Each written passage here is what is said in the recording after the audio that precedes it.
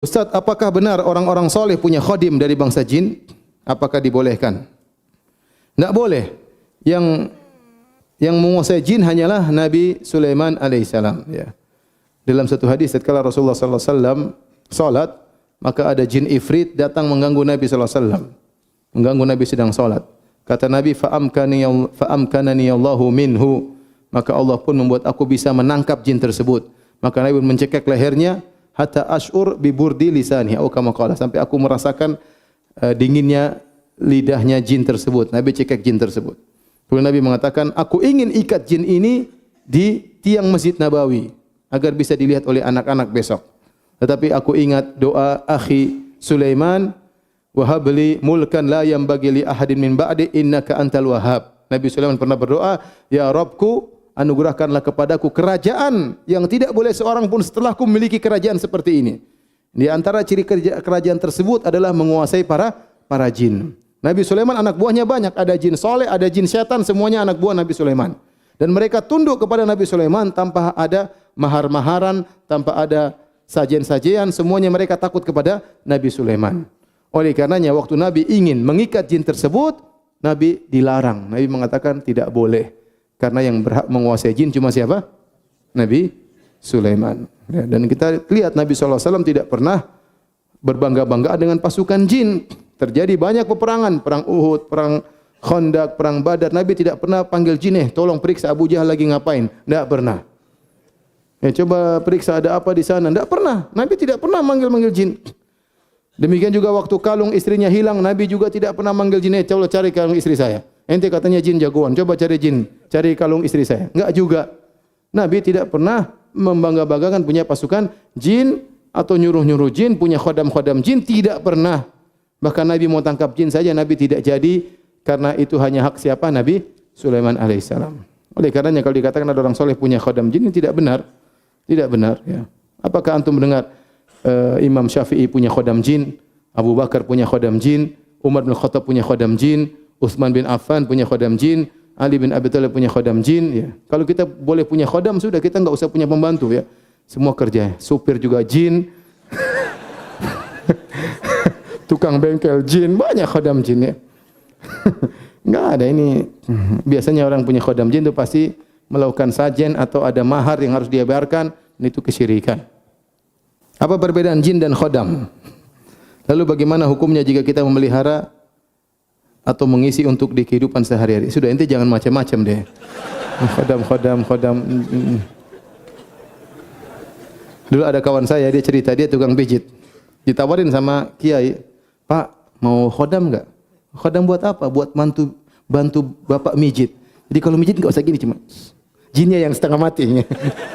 Jadi cuma sentuh gini sudah kerasa orang yang dipijit. Kenapa? Dia punya khodam tukang pijit. Ya enggak. Jadi janganlah. Pasti nanti ada aturan mainnya, harus begini, harus begitu, harus kasih sajian, harus permintaan ini, harus di apa dan terjerumus dalam kesyirikan. Bagaimana menasihati orang tua yang sering buat sajian di malam tertentu seperti kopi, bubur merah dan lain-lain. Terkadang bila ana mendapati sajian tersebut, ana langsung buang. Jangan dibuang, dimakan saja, enggak apa-apa. Mohon nasihatnya Ustaz, jazakallahu khairan. Selama sajian tersebut bukan madzubiha li ghairillah, ma uhilla li ghairillah bih, selama bukan sembelihan kepada selain Allah, maka itu halal ya. Kawan-kawan cerita, mereka sebagian kawan cerita, kami dulu tinggal di suatu kota yang di situ banyak orang kasih sajen. Ya, kasih sajen, terkadang kasih uang, terkadang kasih buah-buah. Kami tungguin, pokoknya kalau mereka sudah pergi kami ambil. Apakah hukumnya? Hukumnya tidak mengapa. Cuma khawatirnya kalau mereka datang, ternyata sajian kita diterima. Itu yang kita khawatir. Mereka tambah syirik. Padahal jin tomang yang ambil. Tapi hukumnya Syekh bin Baz berfatwa barang sudah dibuang daripada mubadzir, kita boleh apa? Ambil. Dia tidak akan ambil lagi barang tersebut. Kalau diambil lagi kualat ya, dia enggak akan ambil lagi. Asalnya boleh. Nah, kalau ada kopi bubur merah ya, kita nasihati sama orang tua kita, ini kopi bubur merah buat siapa gitu loh. Masih banyak orang setengah mati kelaparan, kasih makan jin buat apa ya? Enggak boleh. Nasihat ini enggak boleh. Sesajen hukumnya enggak boleh. Ya. Jangan sekedar dibuang ya, tapi dinasihati. Dibuang tidak cukup, nasihati orang tua. Dan di antara bentuk berbakti kepada orang tua yang luar biasa berulul din adalah mendakwahi orang tua menuju tauhid. Bagaimana cara bersikap kepada orang yang mengaku bisa melihat jin dan meramal? Kalau mengaku bisa melihat jin, mungkin bisa dia lihat. Ya, sebagian orang terkadang diganggu, dimasuki jin sehingga dia juga bisa melihat apa? Jin. Ya. Maksud saya, bisa melihat jin bukanlah suatu yang kelebihan. Ya. Para nabi saja tadi tidak bisa melihat jin. Kadang-kadang Allah kasih lihat, tapi asalnya nabi tidak lihat. Makanya kul uhiya ilayya, diwahyukan kepadaku. Nabi tidak lihat. Ternyata kadu alaihi libada. Ternyata jin bertumpuk-tumpuk dengar kajian Nabi. Nah, Nabi sallallahu alaihi wasallam tidak tahu, Allah yang kabarkan, ya.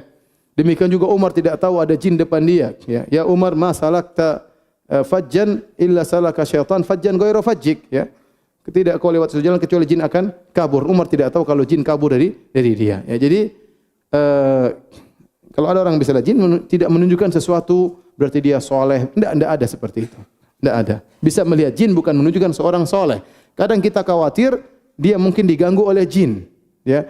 Mungkin dia punya ilmu-ilmu tertentu sehingga dia bisa melihat apa jin, atau dia diisi ilmu tertentu oleh kakeknya misalnya sebelum meninggal. Ilmunya ditransfer, jinnya ditransfer sehingga dia bisa melihat jin. Jadi kalau orang bisa melihat jin, ya mungkin saja, ya. Kita bilang ya mungkin saja, tapi kasihan, ya. Kalau orang bisa lihat jin itu kasihan coba. Di rumah, lagi makan ada jin. Sayangku, jin. Repot.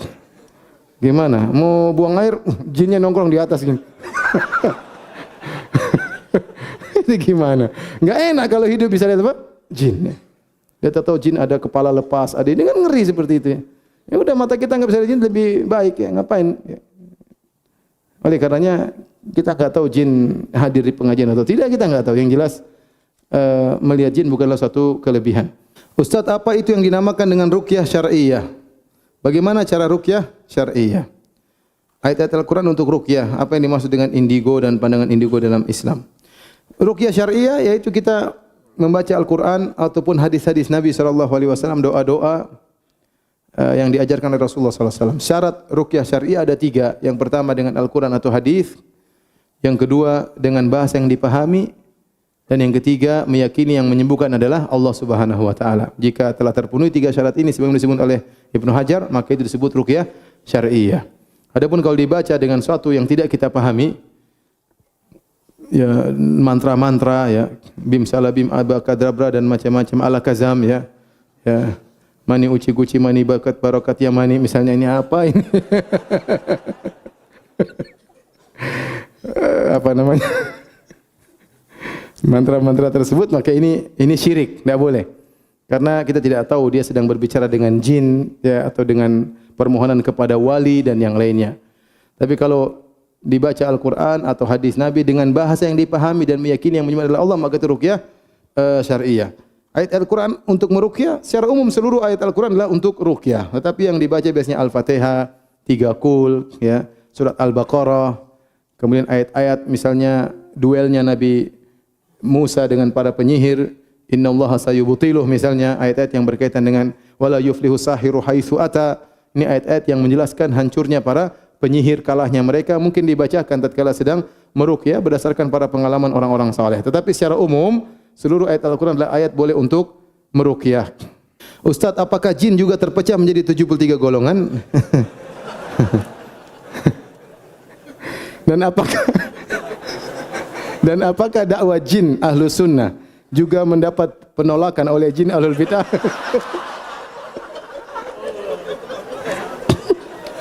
Apakah jin Banjarmasin sama dengan... Udahlah. Ada-ada saja. Ini baru keluar Banjarmasinnya. Afwan, mungkin jauh dari tema urgen, ya, tapi saya sangat terdesak dan ingin menanyakan bahwa saya seorang akhwat sudah bermanhaj salaf alhamdulillah, namun keluarga saya belum. Hingga kini ibu saya mendesak saya untuk menikah dengan ikhwan yang bukan bermanhaj sunnah. Sebab ibu saya tidak ingin saya menikah dengan ikhwan yang bermanhaj salaf. Dan saya hanya diberikan waktu 1 minggu untuk memberikan keputusan. Masya Allah.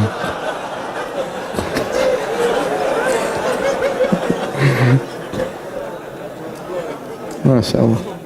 Apa yang harus saya lakukan untuk menolak lamaran ikhwan tersebut? Allah alam ya, berat ini. Tolong nanti hubungi ustaz-ustaz yang ada di sini ya, biar bisa konsultasi lebih lanjut ya, karena harus tahu permasalahan secara lengkap. Ustaz, apakah hukumnya apabila kita mengusir dan bahkan membunuh jin karena dia mengganggu dan juga melalaikan kita dalam beribadah?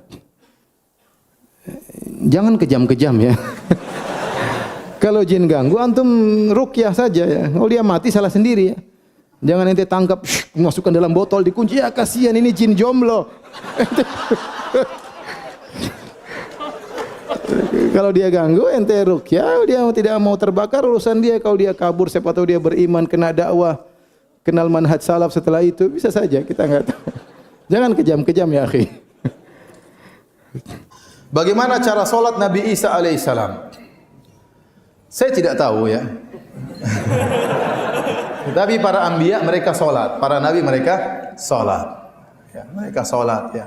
Tapi bagaimana cara mereka solat sehari berapa kali? Saya tidak tahu. Ya. Tidak dijelaskan dalam hadis-hadis yang sahih. Tapi kita yakin para nabi mereka solat dan mereka tunduk kepada Allah Subhanahu wa Ta'ala. Adapun bagaimana cara solat mereka, berapa kali dalam sehari, kita enggak tahu. Bahkan Nabi Ibrahim disebutkan waktu Sarah diambil oleh Raja Mesir, dia pun solat. Dia pun apa? Solat. Ustaz, apakah boleh jatuh cinta kepada haram girl, cewek Nasrani?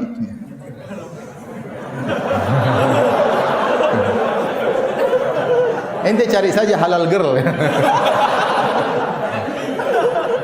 Haram girl tinggalkan, syubhat girl tinggalkan. Jadi para hadirin ya. Ya akhi, masih banyak cewek-cewek muslimah yang menanti antum. Yang bertakwa kepada Allah, yang pakai kerudung, yang pakai jilbab, di antara mereka ada yang bercadar, menanti sentuhan antum. Antum malah cari haram girl. Ya. Kalau sudah tidak ada baru ente cari, enggak apa-apa. Ajak saya kalau sudah tidak ada. Masih banyak bergelimpangan, masih banyak bunga-bunga bertebaran, masih banyak. Kumbang-kumbangnya kemana? Kambing-kambingnya kemana?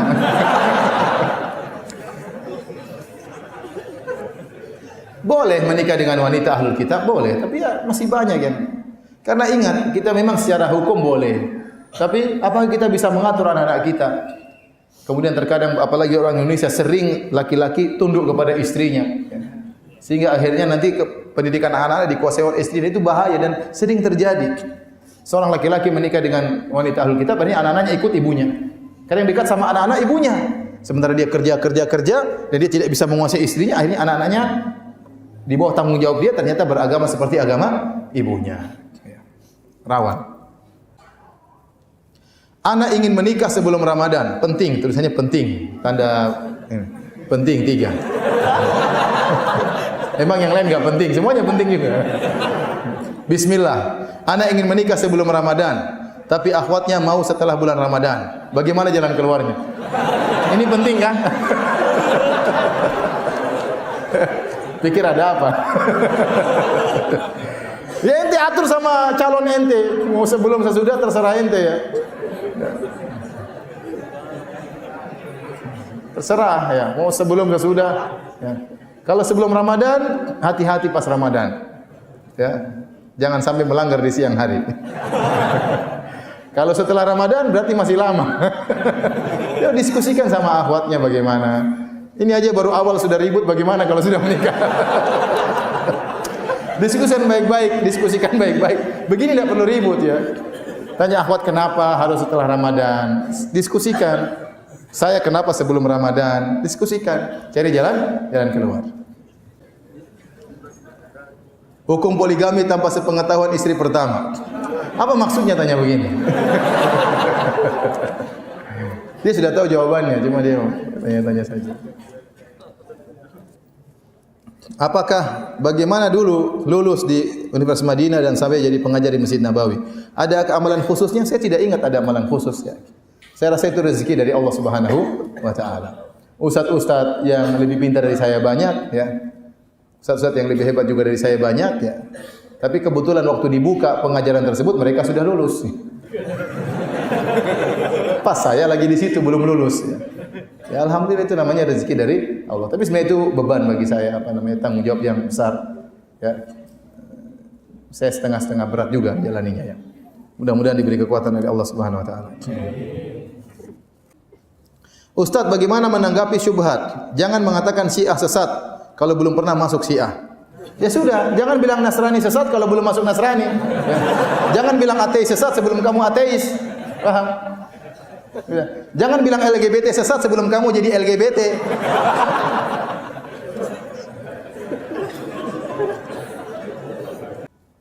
Bagaimana terkait konsep Trinitas yang mengatakan Nabi Isa anak Tuhan dan masih meyakini adanya Allah? Jadi kalau antum tanya konsep Trinitas kepada saya pun tidak bisa menjelaskan. Jangankan saya, orang-orang Nasara tidak bisa menjelaskan. Antum tanya 10 kepala orang Nasara tentang konsep Trinitas akan ada 10 pendapat. Mereka juga bingung. Apa maksudnya 1 sama dengan 3, 3 sama dengan 1? Nabi Isa sama dengan Allah, Allah sama dengan Nabi Isa. Nabi Isa sama dengan Allah sama dengan Ruhul Kudus. Tiga perkara ini siapa? 3 oknum ini Nabi Isa, Allah sama Ruhul Kudus. Ya kan ini 3 Trinitas. Baik. Allah adalah Isa, Isa adalah Allah. Kata mereka. Baik. Allah adalah Ruhul Kudus, Ruhul Kudus adalah Allah. Apakah Ruhul Kudus sama dengan Isa? Aneh, 3 sama dengan 1, 1 sama dengan 3. Tidak masuk logika. Ya 3 ya 3, 1 ya 1. Coba kalau antum beli mobil sama mereka, ini harganya berapa? 300 juta. Saya bayar cash ya? Ya, bayar 100 juta. Kenapa 100 juta? 1 sama dengan 3. Mereka susah. Karena kita nggak bisa masuk logika 3 ya 3, 1 ya 1. Bagaimana 3 sama dengan 1? Mau dia logikakan, nggak masuk logika mereka, nggak akan masuk. Mereka saja tidak bisa mencerna hal tersebut, sehingga banyak mereka hanya ikut-ikutan, hanya taklid buta. Apakah foto wajah Yesus sama dengan Nabi Isa? Siapa yang pernah foto Yesus? Nggak ada. Nabi Isa itulah Yesus versi orang Nasrani, kita Nabi Isa. Adapun lukisan-lukisan itu berbeda-beda. Ya. Mungkin kalau antum melihat Yesus di Afrika agak hitam-hitam sedikit, Yesus di Eropa agak pirang-pirang sedikit, Yesus di Indonesia, mungkin Yesus di Cina lain lagi. Tergantung siapa yang melukis. Ya. Tidak ada patokannya. Ya. Nggak ada patokannya. Yang jelas kebanyakan mereka lukis Yesus berjenggot. Ya. Rata-rata Yesus apa? Berjenggot. Saya nggak tahu Yesus versi Cina jenggotnya ada atau tidak. Ya. Tapi maksud saya, ya, nggak tahu yang mana ya, yang mana karena nggak ada yang pernah foto. Bagaimana cara menasihati berdakwah kepada teman yang beragama Nasrani tanpa menyinggung perasaan? Ya, itu yang susah ya.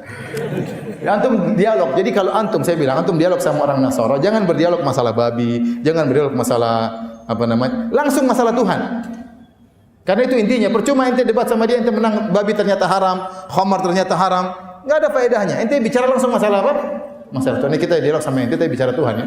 Benarkah Nabi itu Tuhan? Ya sudah dialog, buka Injil. Ente sebenarnya mudah, ente baca literatur, banyak tulisan di internet. Yesus bukan Tuhan, baca, tinggal datangkan Yesusnya. Tuhan kenapa dia takut? Tuhan kenapa dia lapar? Tuhan kenapa ketiduran? Bahaya kalau Tuhan ketiduran. Banyak dalam Injil-Injil ya. Sudah ente dialog. Tuhan dicoba oleh setan, setan bawa lari Tuhan diuji. Ini setan kurang ajar mau coba Tuhan. Dalam Injil banyak. Antum sampaikan secara logika dan doa supaya dia dapat hidayah. Saya punya kawan cerita dia masuk Islam, keluarganya masih Nasrani. Jadi dia dari keluarga pendakwah di Nasara. Subhanallah, tiba-tiba dia masuk Islam. Waktu dia masuk Islam, keluarganya malu karena mereka ini misionaris. Kenapa tiba-tiba dia masuk Islam? Jadi malu, orang-orang malu. Akhirnya mereka datangkan seorang pendeta yang top untuk mendakwahi dia agar kembali kepada jalan yang benar. Dia cerita langsung sama saya. Datanglah pendeta tersebut ketemu dengan kawan saya tersebut. Kawan saya langsung bilang begini aja Pak Pendeta, kau tidak usah bicara sama saya. Kita saling mendoakan saja sampai dapat hidayah. Kalau kamu benar biar saya kembali kepada Kristen. Kalau kamu benar, kalau saya yang benar kamu kembali kepada Islam. Kita saling mendoakan Pak Pendeta. Kamu tidak usah bicara sama saya. Benar. 2 minggu berikutnya kakaknya datang. Fulan dibuka. Ada apa? Aduh, itu pendeta sekarang masuk Islam kan?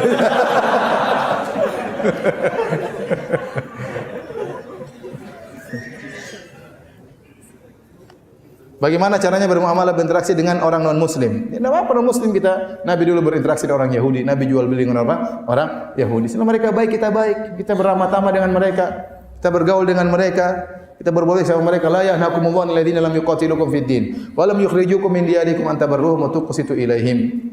Allah tidak melarang kalian untuk berbuat baik kepada orang-orang non-muslim yang tidak memerangi kalian, tidak mengusir kalian. Berbuat adillah, berbuat baik kepada mereka. Sungguhnya Allah mencintai orang yang berbuat adil. Apa bisnis sama mereka?